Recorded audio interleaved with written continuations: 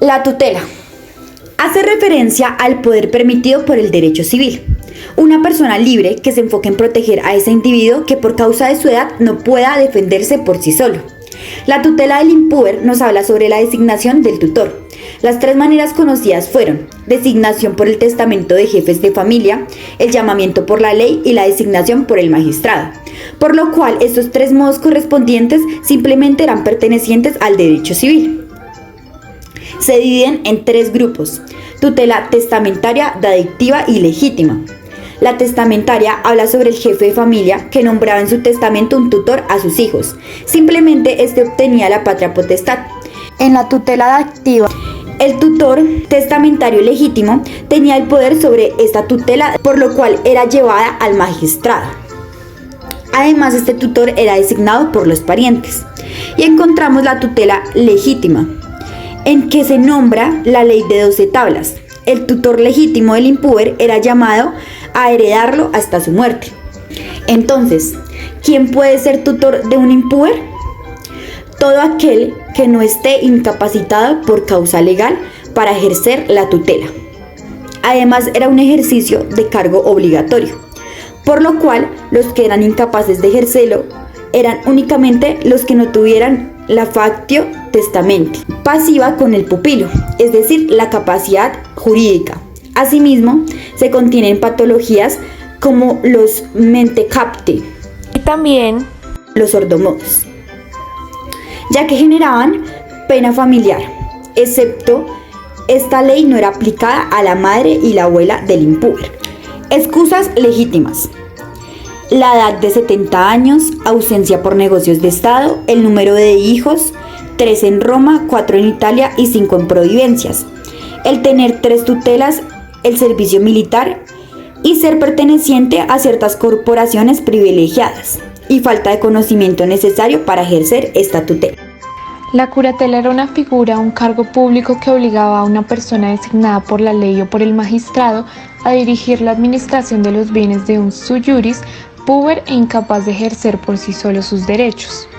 Luego, la ley de las 12 tablas instituyó la curatela únicamente para los furiosos o locos y los pródigos, como una medida de protección a su patrimonio, pero mediante un desarrollo sucesivo se extendió la institución a los mentecapiti, a los sordomudos y a los menores de 25 años que pidieran un curador.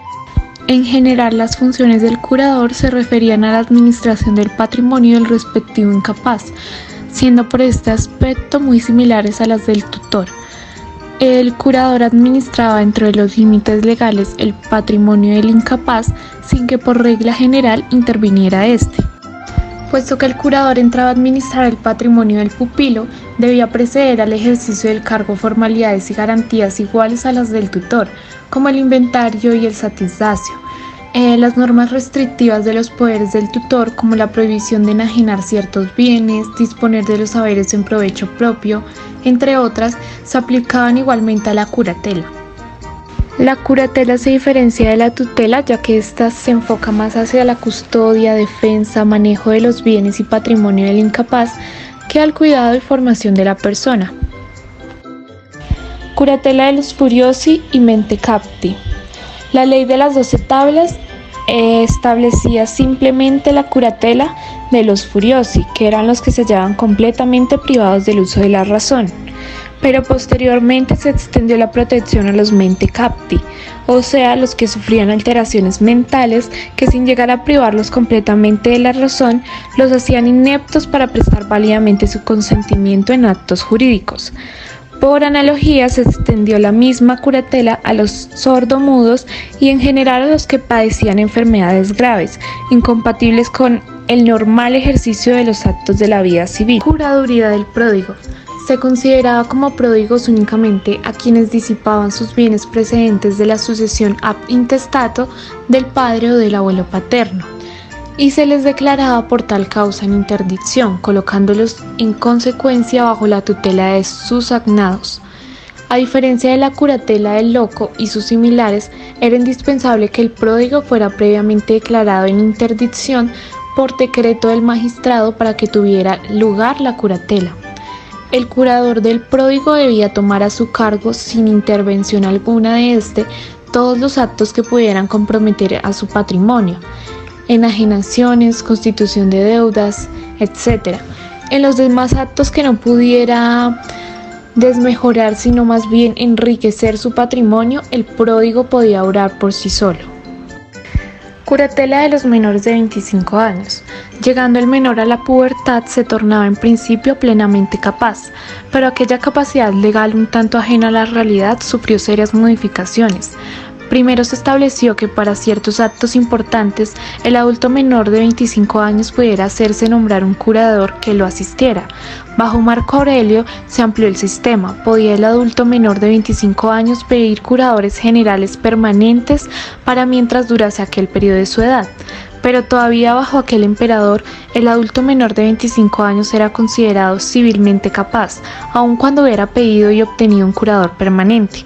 Solo a partir de Diocleciano se consideró que el menor adulto que pedía curador permanente proclamaba por el mismo hecho su incapacidad para actuar por sí solo en la vida civil, y se le declaró en consecuencia relativamente incapaz.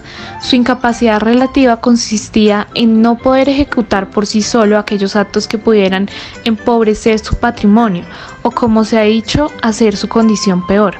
Por tales actos necesita el consentimiento de su curador. Si el menor adulto no pedía curador permanente, lo que era potestativo de él subsistía su plena capacidad.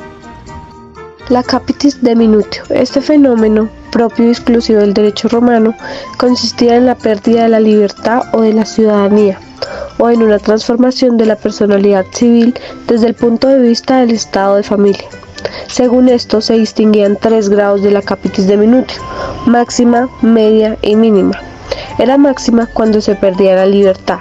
La capitis diminutio máxima implicaba la pérdida completa de la personalidad civil, puesto que dejando al ser humano de ser libre dejaba de ser persona. Esta situación ocurría como consecuencia de las penas de esclavitud y de la cautividad.